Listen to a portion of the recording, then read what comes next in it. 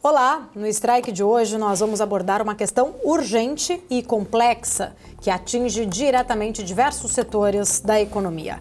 A nova medida provisória que altera a utilização dos créditos de PIS/COFINS publicadas pelo governo federal. A medida, que surge como uma forma de compensar as perdas de 26 bilhões de reais com a desoneração da folha de pagamento de 17 setores econômicos e também de municípios, espera agora arrecadar até mais, 29 bilhões de reais com essa alteração. Por um lado, a questão fiscal parece ser a menos impactada ou não impactada por esta derrota, inclusive que o Executivo sofreu no Congresso na época da discussão do tema da desoneração da folha. Por um outro lado, a MP pode trazer outras derrotas ao governo e ser um verdadeiro tiro no pé. Para a gente discutir estas questões, a gente recebe hoje aqui no nosso Strike o advogado tributarista, presidente do Instituto Brasileiro de Precatórios e também coordenador do GT, número 9, do lado empresarial da reforma tributária, doutor Gustavo Bachega. Obrigada pela presença, doutor. Muito obrigado pelo convite. Doutor, para a gente começar, é um assunto complexo, de fato, é um assunto que tem ficado muito em repercussão. A gente viu ali uma grande movimentação de muitos setores, mas eu queria entender, né, principalmente para quem talvez não esteja muito inserido neste sistema ou nessa estrutura de utilização destes créditos, que você explicasse para a gente o que de fato é o crédito tributário e como que as empresas elas conseguem utilizar esse tipo de crédito para abater outros impostos. Ótimo. A nossa legislação tributária ela favorece a produtividade. Então, as empresas que têm algum tipo de produtividade, de produção, elas geram esses créditos tributários. A grande vantagem era que, com esse crédito que vinha se acumulando nas empresas, ele poderia abater com outros tributos da área federal. Quando ele deixa de fazer isso, ele tem que pagar esses outros tributos.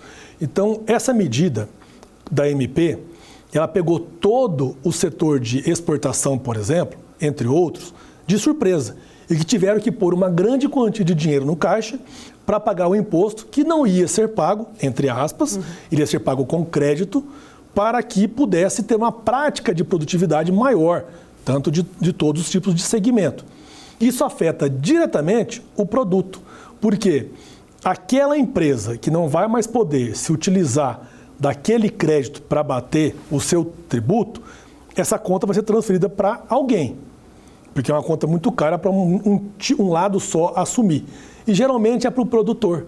Então, o que ele poderia pagar mais caro no quilo de um produto, por exemplo, ele vai pagar menos agora para poder descontar o valor do imposto que ele vem pagando.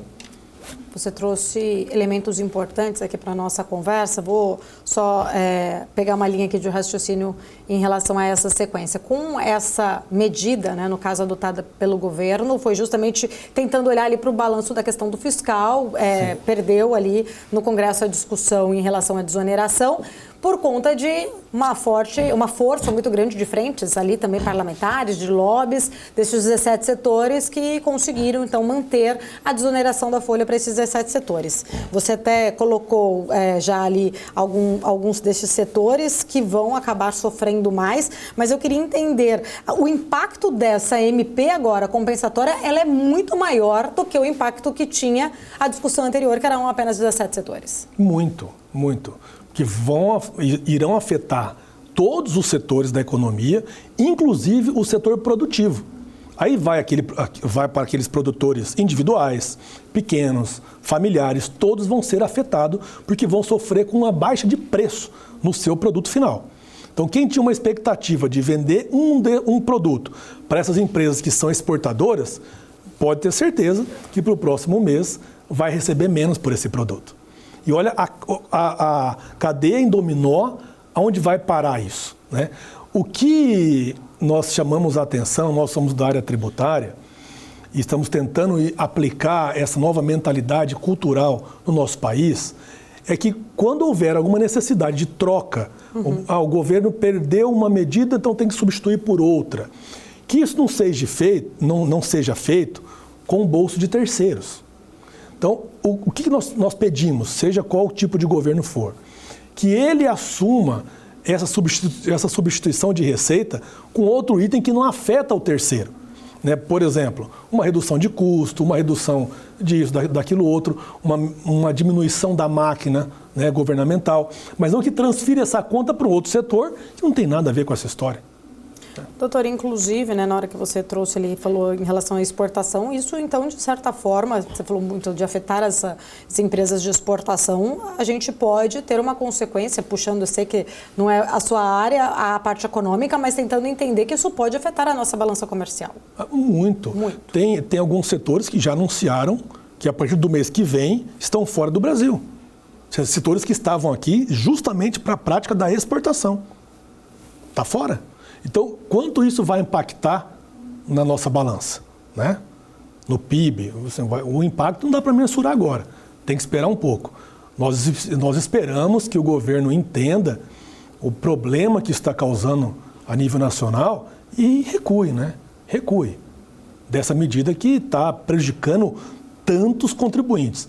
Eu soube de empresas, ainda bem que essas puderam fazer isso, que tiveram que desembolsar mais de 50 milhões em 2, 3 dias. E ela não havia feito previsibilidade para esse pagamento.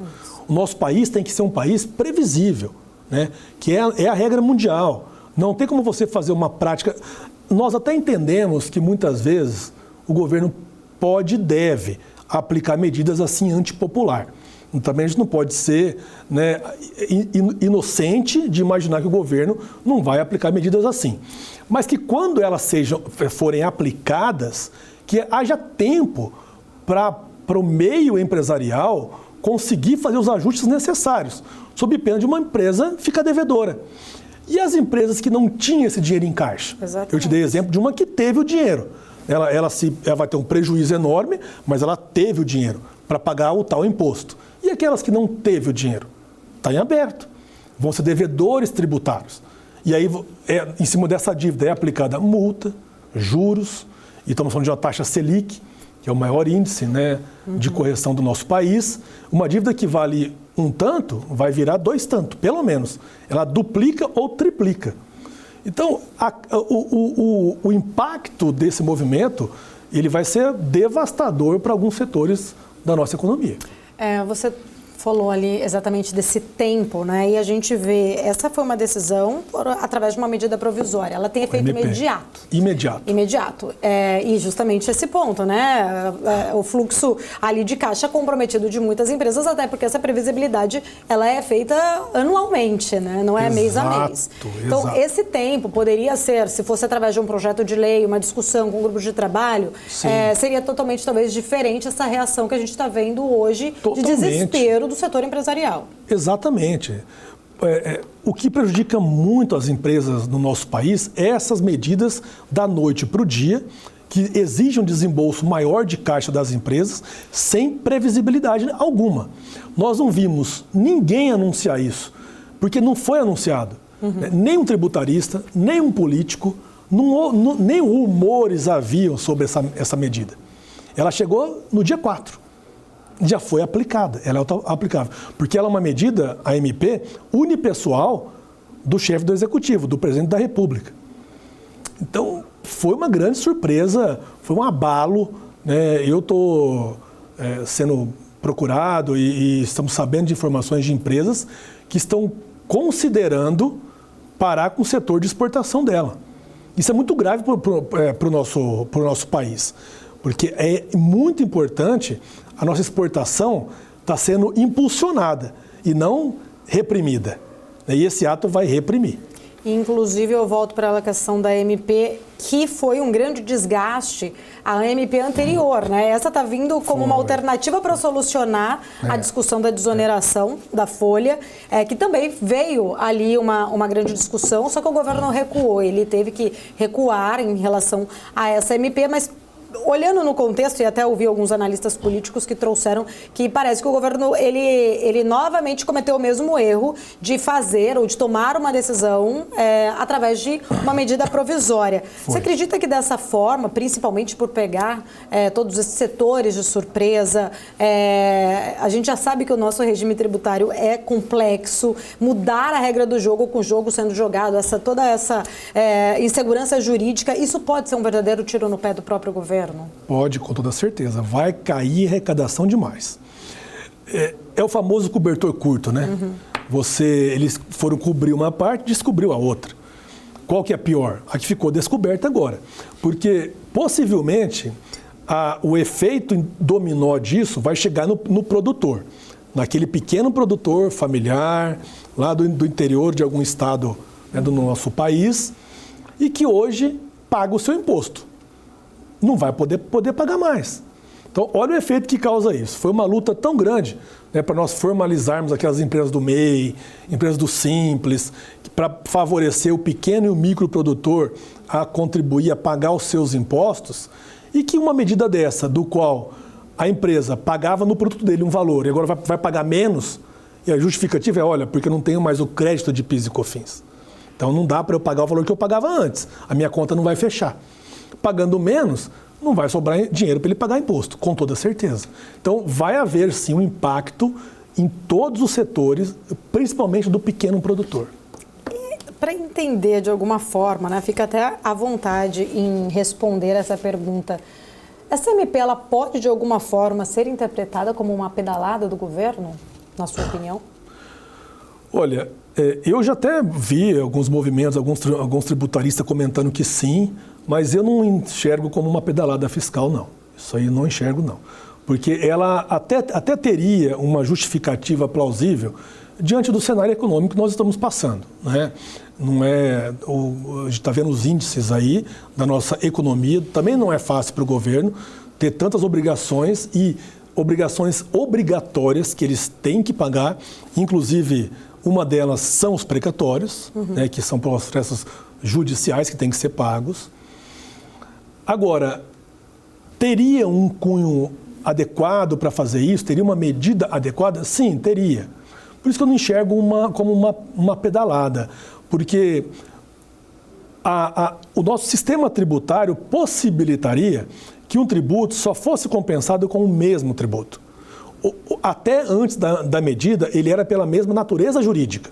Então, ou seja, tributos federais, seja ele qual for, você poderia compensar com outro tributo federal. Os municipais com municipais e estaduais com estaduais. Então, a regra era pela mesma natureza jurídica. Agora, pelo visto, está tendo uma tendência do governo de ser tributo por tributo. Então, não é muito longe, né, do que a legislação poderia estabelecer. O que não pode é esse movimento surpresa, esse movimento dormir de um jeito e acordar de outro.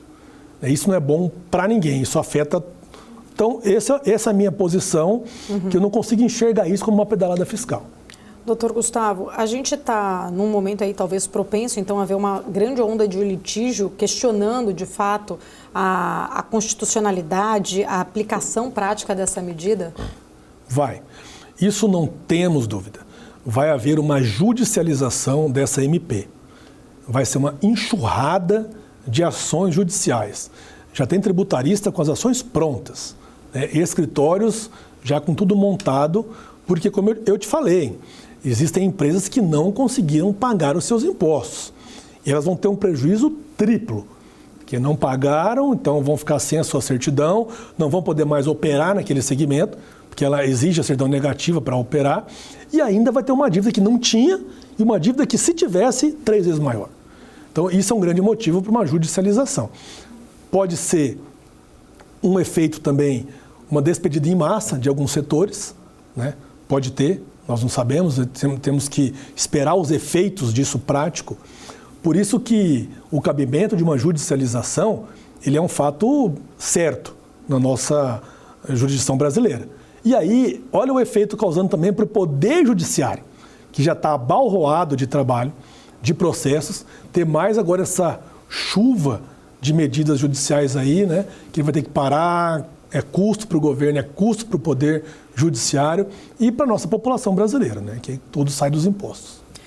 Esses tipos de créditos, né, no qual você já explicou aqui para a gente como eles acabam sendo utilizados no abatimento de outros tributos, a empresa ela poderia, de alguma forma, tentar pedir, então, o ressarcimento desses créditos que estão ali acumulados? Sim, pode. Esse é o grande argumento que o governo soltou quando foi criticado por essa medida. Ele disse, olha, não é de todo perdido, porque se ele não puder fazer a compensação, que não vai fazer, ele pode pedir o ressarcimento. O problema é que o ressarcimento é demorado. Ainda mais se o governo não tiver a intenção de ressarcir, né? Então ele vai poder recorrer disso para várias instâncias do Poder Judiciário, primeiro nas instâncias administrativas, depois para o Poder Judiciário, porque é muito claro que essa medida tem um viés arrecadatório. Então, o governo não vai fazer uma medida para arrecadação e depois abrir um leque enorme para isso voltar em dinheiro para as empresas. Não faria sentido nenhum. Era melhor que não fizesse essa medida. Então, se ele fez a medida, é porque ele também vai restringir muito o ressarcimento desse crédito. Ou seja, através de morosidade, né, de discussões, de todo tipo de burocracia que pode ser exigido num momento desse.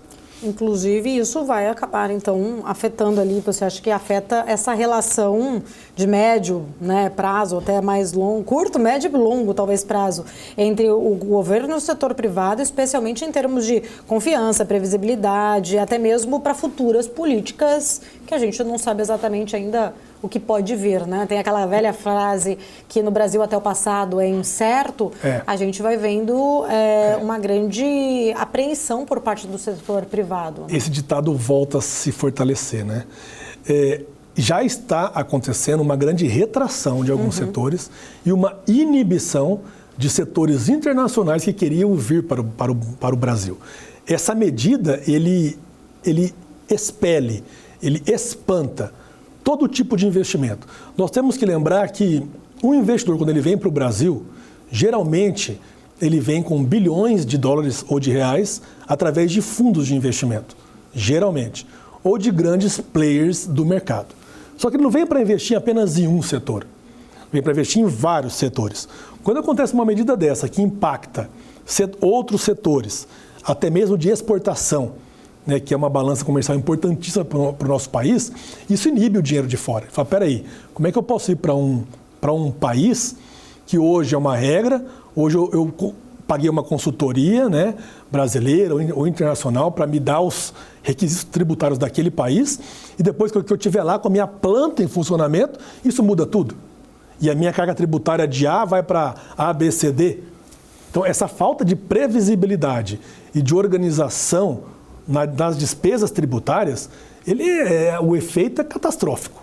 É o mínimo que eu posso falar, é catastrófico. A gente acaba afastando, né, o investimento estrangeiro, você falou ali em relação a esse ponto, no mercado financeiro a gente já tem visto uma fuga muito grande do capital, do fluxo estrangeiro especificamente, né, em relação a alguns ativos, inclusive da Bolsa, por conta, claro, né, tem também o setor macro, por conta ainda dos juros, são mais atrativos nos Estados Unidos, mas ainda assim a nossa questão interna, fiscal, interferência, a gente teve muita discussão recente, até mesmo ali em Petrobras, envolvendo outras coisas que acabaram também pesando negativamente para essa imagem do Brasil. E acho que essa questão de agora, e você muito bem pontuou, traz de fato esse impacto que pode ser perder aí grandes oportunidades de atrair empresas internacionais. A gente até viu alguns movimentos recentemente de empresas, até mesmo chinesas, montadoras de veículos elétricos vindo para o Brasil. Isso. E acho que agora fica um ponto de interrogação, né? Até onde, de fato, o Brasil vai estar ali, talvez, no radar de grandes empresas internacionais. Perfeita a tua colocação. E olha como isso impacta no desenvolvimento do nosso país. Nós estamos falando de uma onda, de um segmento muito específico que vem chegando com muita força, que é o da inteligência artificial. Nós vimos recentemente nos noticiários que a empresa segunda bilionária do planeta, ela hoje é uma empresa de inteligência artificial que vende chip. Né, a NVIDIA. A NVIDIA. E o problema, os Estados Unidos hoje está saturado de empresas que têm essa inteligência artificial com a visão do seu armazenamento. ela já saturou. Tanto é que existe medidas lá para não abrirem mais empresas desse segmento lá. O Brasil está começando agora. A gente vai estar saindo agora 7 grandes edifícios aqui na beira da Castelo Branco, só para armazenar os computadores e a tecnologia da inteligência artificial, que é o que faz desenvolver um país hoje, em todas as áreas. Né? Em áreas de proteção, da proteção do nosso país, né? Bélico, importações, exportações, desenvolvimento tecnológico, energético, energia limpa, tudo é envolvido com a inteligência artificial. Nós dependemos hoje de ser um país atrativo para que essas empresas que não podem mais fazer em outros países virem para cá, para o nosso país, para montar essa estrutura de tecnologia artificial, que é bilionária. Cada galpão desses, para você ter uma ideia de números, que estão construindo ali na Castelo Branco, é mais de 1 bi por galpão, só para armazenar a estrutura de tecnologia artificial. Com essa medida, eu já estou sabendo de notícias que alguns setores que estavam interessados em criar aqui grandes estruturas já recuaram. Por quê? Afeta todo mundo. Né? Essa incerteza não é bom para o nosso país. E olha o prejuízo que o nosso país pode ter de não ser um país atrativo para a inteligência artificial. A gente fica fora do jogo. Né, com isso. O setor energético principalmente, até porque o Brasil quer se posicionar aí, né, ser um grande transmissor ali, levantando essa bandeira de energia verde, né, nessa vanguarda ali da energia verde, o impacto realmente pode ser muito maior. É muito maior. E nós não temos como mensurar agora. Não dá para mensurar. Porque esse efeito dominó vai ser relatado daqui a 1 mês, 2 meses, 3 meses. Se não houver a medida de mudança dessa regra, né? Esse é um ponto, doutor Bachega. Inclusive, quero me aprofundar mais no tema, mas a gente vai para um rápido intervalo. Você que está aqui acompanhando o nosso Strike, continue com a gente. Voltamos já já com muito mais.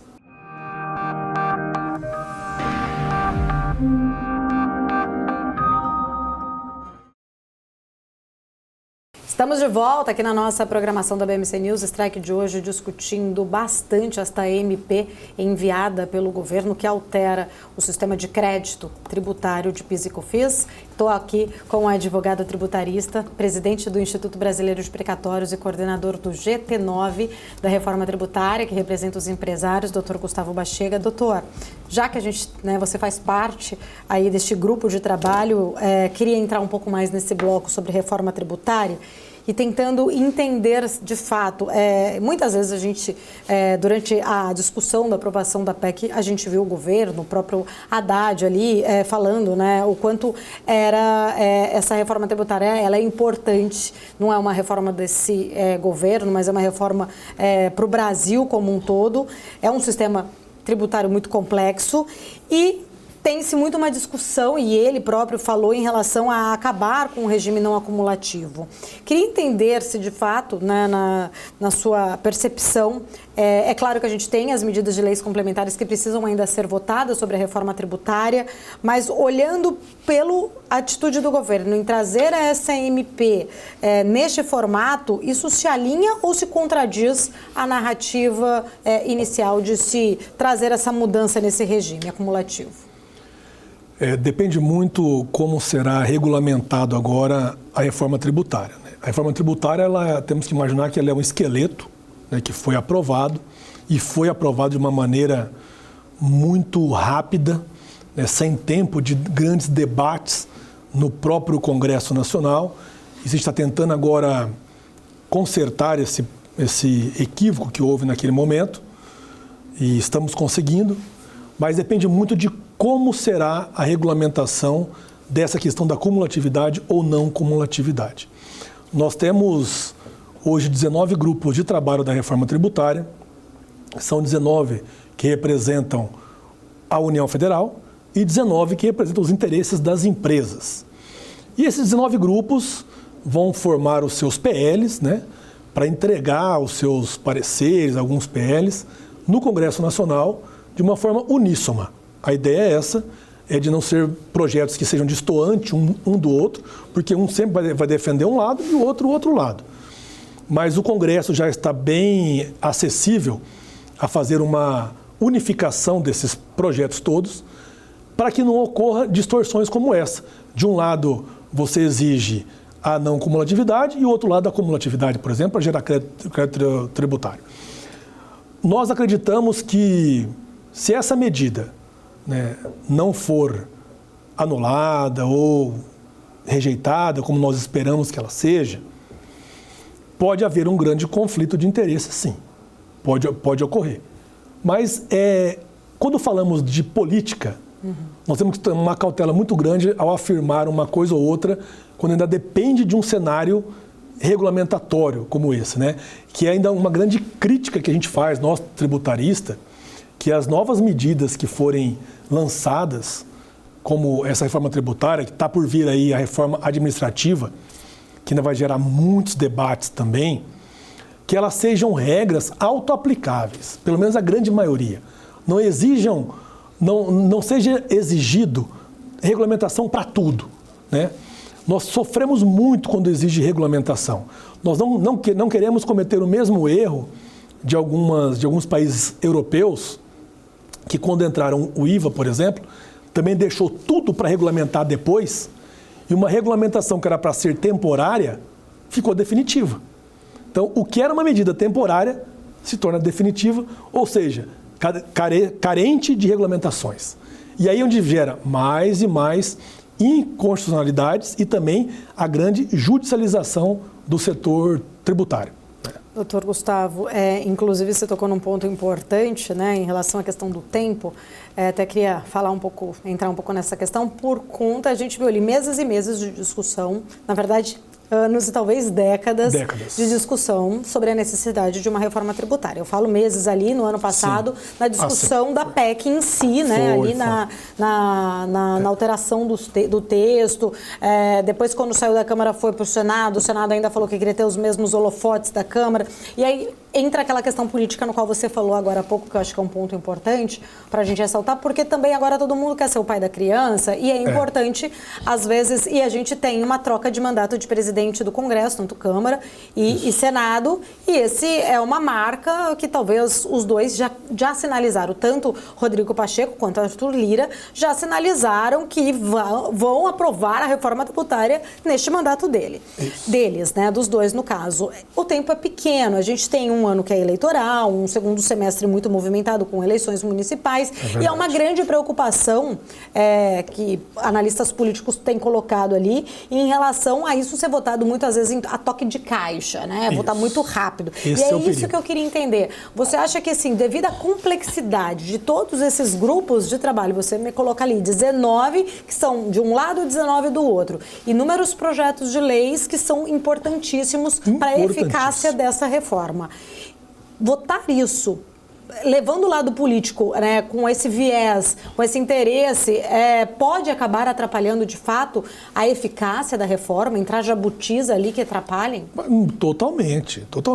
Tanto é que o grande empenho nosso de formar esses 19 grupos de trabalho do lado do empresariado brasileiro é para evitar essa surpresa na votação. Como eu te falei, e é público e notório, todo mundo sabe disso, a reforma tributária foi votada com 30 minutos antes de ser entregue o relatório final. Me chega um relatório para os deputados, com milhares de folhas, para eles votarem em 30 minutos. É humanamente impossível a análise detalhada disso, né? Esse erro nós não vamos permitir que ocorra agora com a reforma tributária, porque isso é o ponto central de um país, né? Nós lutamos tanto para que ocorresse essa reforma tributária. Não podemos agora morrer na praia, né? Lutar, e depois, como você falou, votar uma reforma tributária a toca de caixa, com um monte de jabuti no meio, distorcendo todas as medidas, né? Nós temos um exemplo, né, de alguns produtos, que nós vamos falar daqui um pouco sobre cesta básica. Fica à vontade, se quiser já complementar, pode falar. Que é fundamental ele ser debatido, né? Antes de entrar nesse ponto, eu gostaria de chamar a atenção, que você tem uma grande audiência, porque nós estamos notando que tem alguns setores da economia que não estão participando desses debates. E eles precisam entender que o nosso país é um país legalista. O Brasil é um país que tem uma fartura de legislação.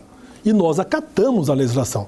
Nós temos mecanismo depois que vão fazer com que os setores cumpram essa legislação sob pena de grandes multas, e muitas multas também pecuniárias e algumas que não são pecuniárias, que é pior ainda, né?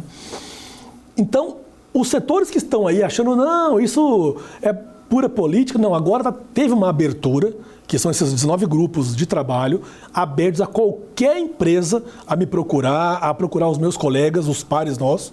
A gente tem, hoje, qualquer pesquisa que você faz, você encontra todos os nossos grupos lá. A gente tem reuniões semanais em São Paulo e em Brasília. A semana que vem vai ser em Brasília, segunda, terça e quarta, para discutir isso. Mas nós notamos que nós não podemos agir sem também uma provocação de alguns setores.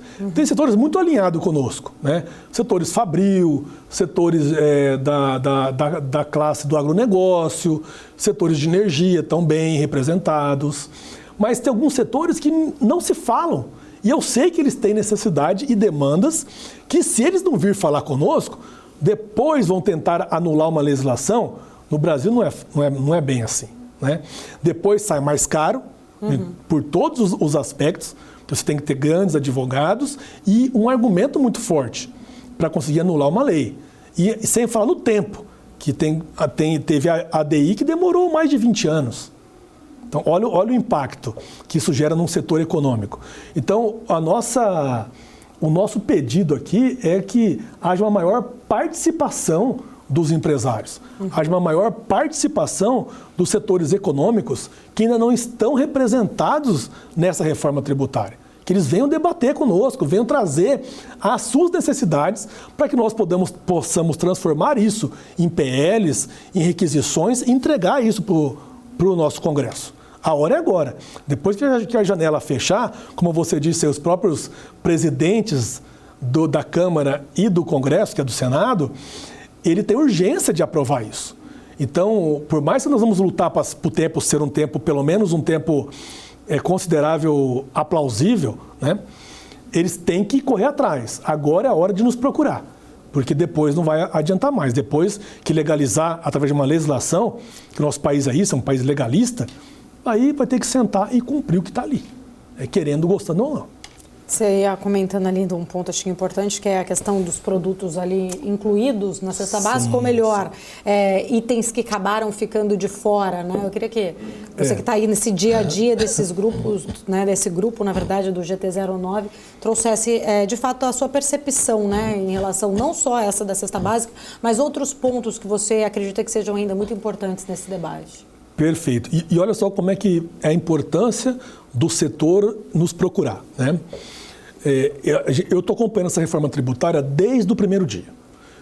Então, conheço de cabo a rabo o que está escrito, o que não está, o que deveria ter sido, o que não foi, inclusive de outros países, porque a gente tem que também ter um efeito comparativo, até para não cometer o erro do que era temporário virar definitivo.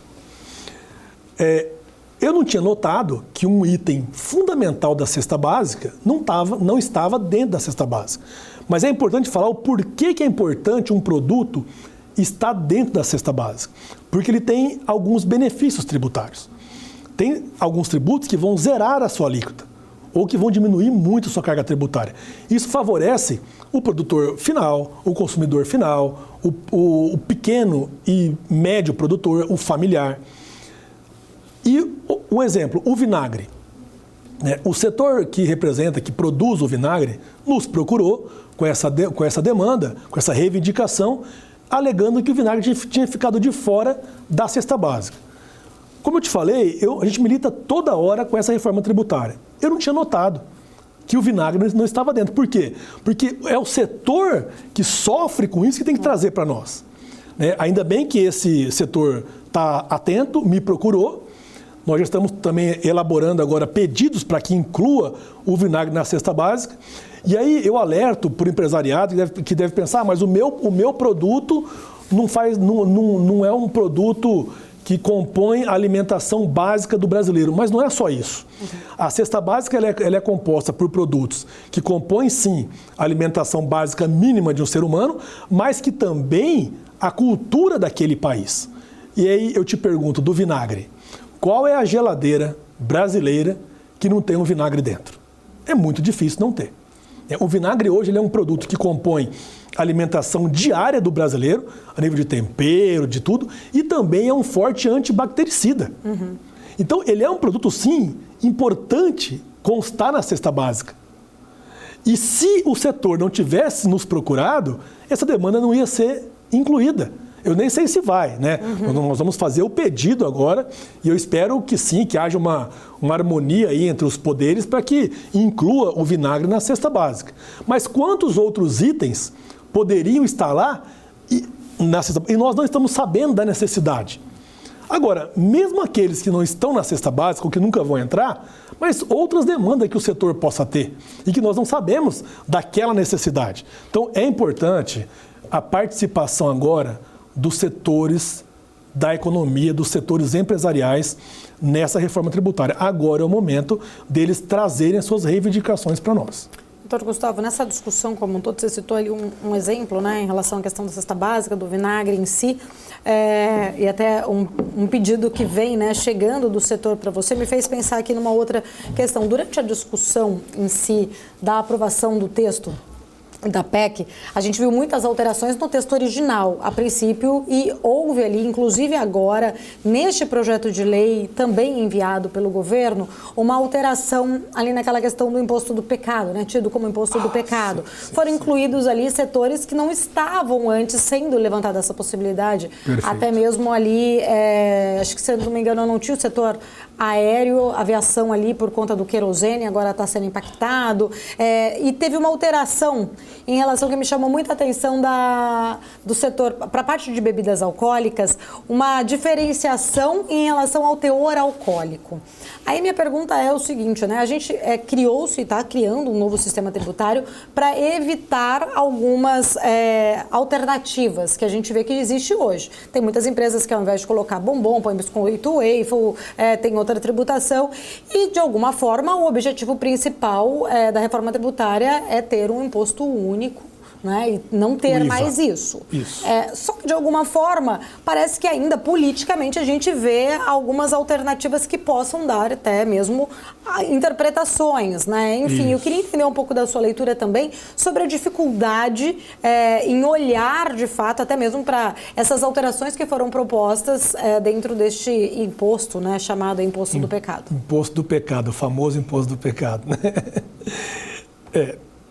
Essa discussão ela é bastante polêmica, porque nós enfrentamos aí alguns aspectos também sociais e até religiosos, né, quando falamos desse imposto do pecado. Envolve bebida, cigarro e alguns outros produtos que podem interferir nisso. Existe um clamor popular bastante contrário a esse tipo de produto ser comercializado de forma natural. Nós acreditamos que uma alíquota maior, ela faz sentido, mas uma alíquota que não inviabilize a comercialização daquele produto. Porque nós também não podemos esquecer, nessa hora eu peço a cautela para nós tirarmos o pré-conceito de lado, né, e nossos achismos de lado, porque por mais que uma empresa produza um item apelidado como o produto do pecado, ela é uma empresa que ela paga imposto. Gera emprego. Ela é uma empresa que ela gera emprego. Ela é uma empresa que ela constrói, que ela paga energia, né? Que ela faz parte da nossa cadeia produtiva como um todo. Então, ela não pode também ser acachada como um dos principais itens. E essas medidas, quando você aproveita, como você bem pontuou, uma reforma tributária tão ampla como essa que está sendo proposta, e você muda itens, né, que analogicamente serão comparados com o imposto do pecado, nós começamos a entrar numa seara muito perigosa de achismo, né? De achismo sem consultar. Vou dar um exemplo que eu estava conversando esses dias com alguns colegas especialistas e nós estamos preocupados com 2 segmentos em especial, que é o segmento do e-commerce e desse segmento dos jogos esportivos, das apostas esportivas, que está crescendo muito no nosso país. Por que isso veio à baila nessa discussão nossa de tributaristas? Porque o governo resolveu regulamentar a atividade das casas esportivas de jogos no Brasil, para fins arrecadatórios, óbvio. Se ele está sendo regulamentado, é porque ele é um produto aceito, né? Ele é um produto apto a atuar no nosso país, tirando o preconceito de lado, como eu disse. Não importa se é um jogo de azar, se não é, eu não estou entrando nesse caminho. Olhando a parte tributária somente do produto.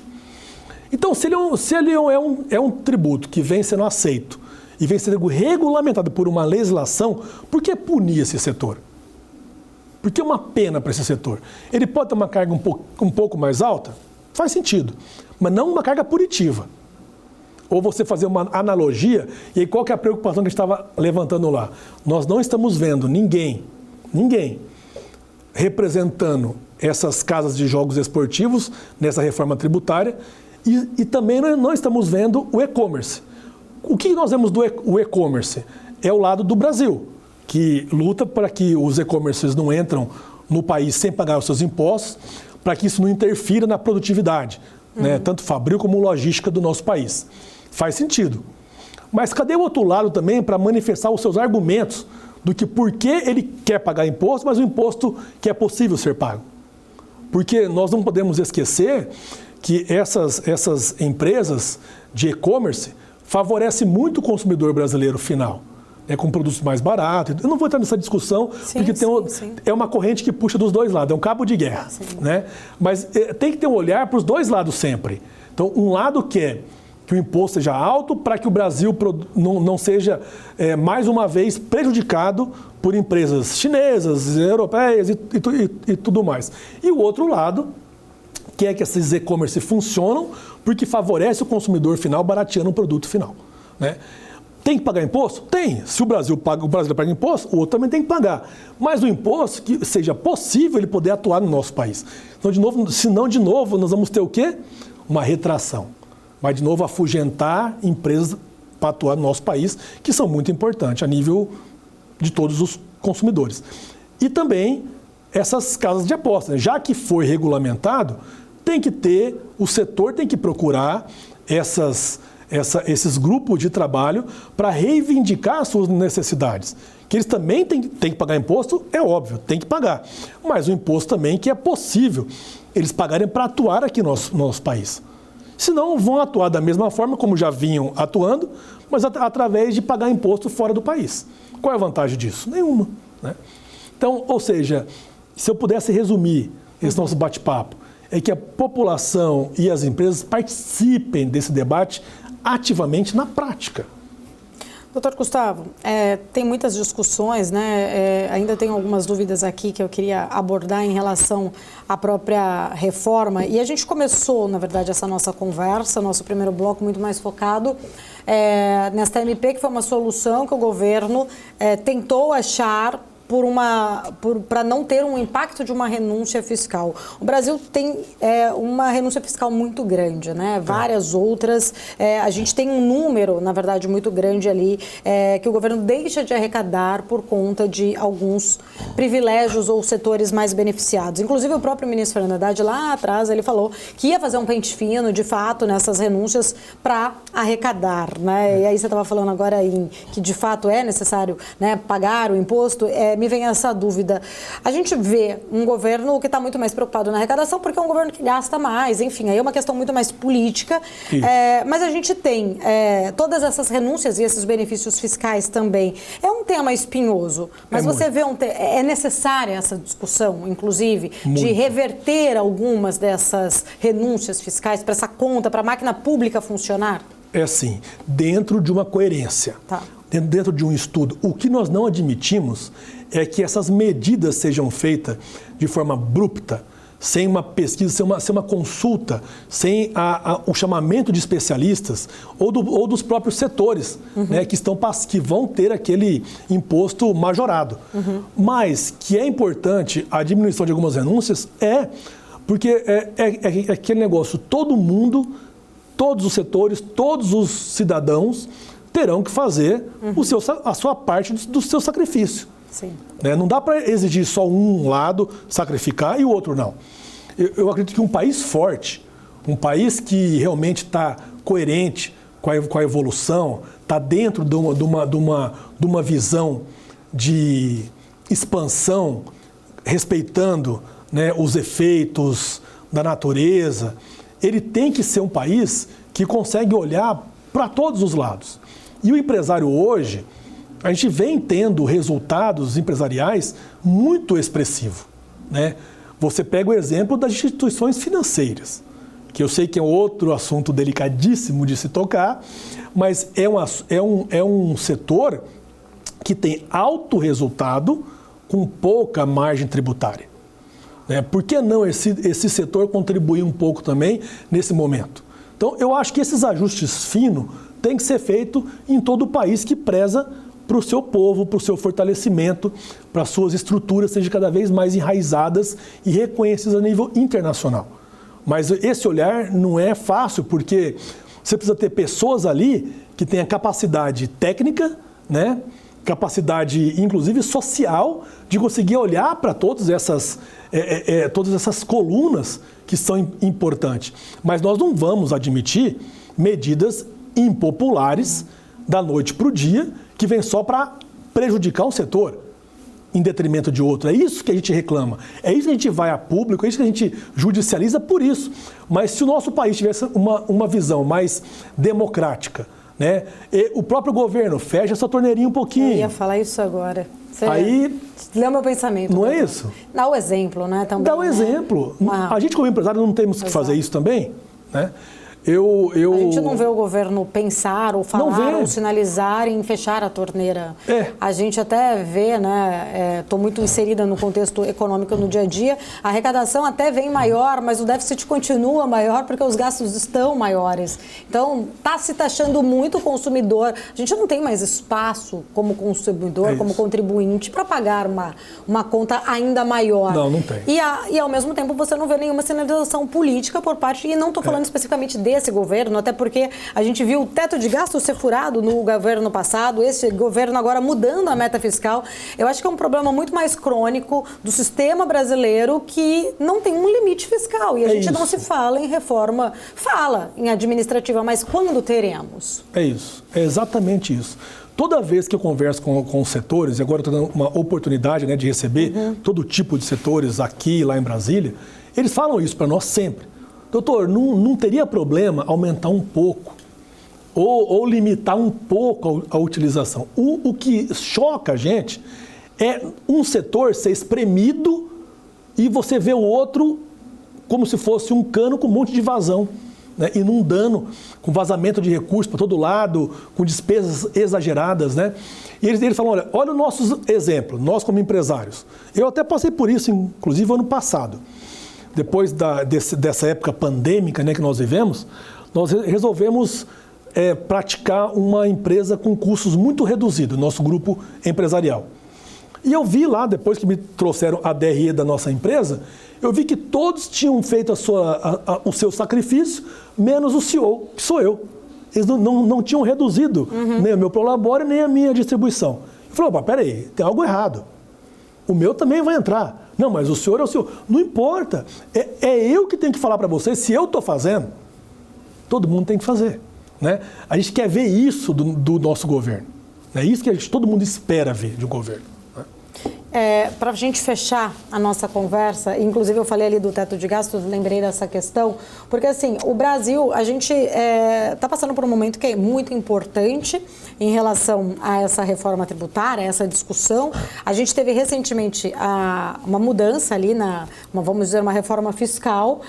O fato é que a todo momento a gente vê essas alterações das regras. Foi a pauta principal até aqui da nossa conversa. O teto de gastos foi quebrado, furado no passado, foi criada então o arcabouço, não já está sendo cumprido, vai ser alterado, colocando de fato, evidenciando de fato essa questão muito crônica no Brasil, que muitas vezes as coisas elas são feitas paliativamente e não de forma estruturante, que deveria ser, até a própria reforma previdenciária, que é uma outra discussão aqui, mas que de fato já não é mais suficiente, vai precisar se discutir uma nova reforma previdenciária em breve, por conta que a conta ali não fecha. O que garante né? Você ainda principalmente está inserido ali nesse trabalho. O que garante que todo esse esforço em gasto em torno dessa discussão de reforma tributária não será em vão, já que todo o nosso histórico é jeitinho, puxadinho, alteração, PEC em cima de PEC, e o Brasil é isso por conta desse comportamento político? Eu acredito que o que garante um resultado agora nesse ato específico, se essa reforma for aprovada mesmo com essa celeridade, né, dentro de uma proporcionalidade, é claro, é que está muito claro o enfraquecimento do governo federal. Isso aí não sou eu que estou falando, é uma opinião popular hoje de todos os setores dos poderes. E, sendo assim, a reforma tributária e os empresários que tentam participar dela, como também o Congresso Nacional, passam a ter mais autonomia e mais eficácia nas suas demandas. Por isso que eu insisto, o momento oportuno é agora. Depois que essa fase passar, nós não sabemos como é. E nós vemos quando eles falam muito em enfraquecimento do governo federal, mas eu nem sei se é um enfraquecimento, é uma mudança mesmo de formas de atuar em Brasília. Antes era muito oligarquias. Brasília, ele funcionava com as grandes oligarquias. Agora nós estamos vendo o poder descentralizado, né? Em vários grupos pequenos de políticos que não dependem mais do governo federal para aquela verba Y ou X, porque já tem a sua verba necessária. Então eles passam a ter mais independência nas suas votações, nas suas atuações políticas e partidárias. E isso é um grande momento de nós não dormirmos com esse problema aí, de lutar e depois acontecer tudo o contrário do que nós lutamos e a favor do governo que pretendia onerar a carga tributária, por exemplo. Né? A minha preocupação e a minha pergunta é basicamente, resumindo, a gente está votando para ter um sistema único, um IVA. Daqui 20, 10, 15, não importa quantos anos, tiver uma necessidade de se criar um novo imposto. A gente viu o CPMF, só um exemplo, né? Foi criada e retirada, enfim. Muitas vezes a solução é a taxação, né? E assim, o risco da gente ver, apesar de ter um objetivo, né, de equilibrar o sistema tributário, ter um único imposto, ainda nem vamos discutir essa questão da carga tributária em si, dessa alíquota, mas há esse risco diante do Brasil, né, desse jeitinho que eu falo que a gente tem, de futuramente, de repente, alguém ali no Congresso criar um novo imposto, além do IVA, um outro imposto, além do IBS, um outro imposto, e de repente a gente voltar a ter esse manicômio tributário. Perfeito, a tua pergunta, perfeito. No cenário político e no sistema tributário atual, mesmo com o novo sistema entrando, é um risco que nós corremos. Mas como que esse risco é mitigado? Como que esse risco pode ser praticamente anulado? É com a participação popular. O que nós notamos? Que toda medida impopular do governo, ele é mitigado quando há participação popular. E o nosso povo não pode cansar disso. Isso é um ato, esse ato popular, ele não é para um ano ou para um momento. Ele tem que ser sempre. E é isso que eu estou... Você já viu, acho que eu já repeti inúmeras vezes, né? Venham, empresários, venham, setores, venham. Nós estamos abertos a receber suas reivindicações. População brasileira, compartilhe, participem, demonstrem atenção. Porque os parlamentares dependem de voto. Tudo que é muito antipopular, que vão prejudicar o seu próprio quintal eleitoral, eles não vão enfrentar uma briga dessa. Então, a única força que nós temos, e a força emana do povo, como está na nossa Constituição, é a participação popular. Então, isso tem que vir mais, tem que vir à tona. E é muito bom essa entrevista, essas tuas perguntas, porque nos dá a oportunidade de chamar, né, para que eles venham mais, participem mais. É a única força que nós temos de impedir essas incongruências aí que poderiam ocorrer no futuro. Doutor Gustavo, conversa muito esclarecedora. Muito obrigada, inclusive, pela disposição de vir aqui presencialmente no nosso estúdio. Muito obrigada. Fica aqui o convite para voltar em outras oportunidades. Muito obrigado, Paula. Fiquei muito honrado com o convite. Quero também me dar tchau para essa plateia, espectadores tão bom que vocês têm. Muito obrigado. Obrigada. Tá aí, então, o nosso Strike de hoje fica por aqui. Quero agradecer a sua audiência, obrigada pela sua companhia. A gente se vê na semana que vem. Até lá, tchau, tchau.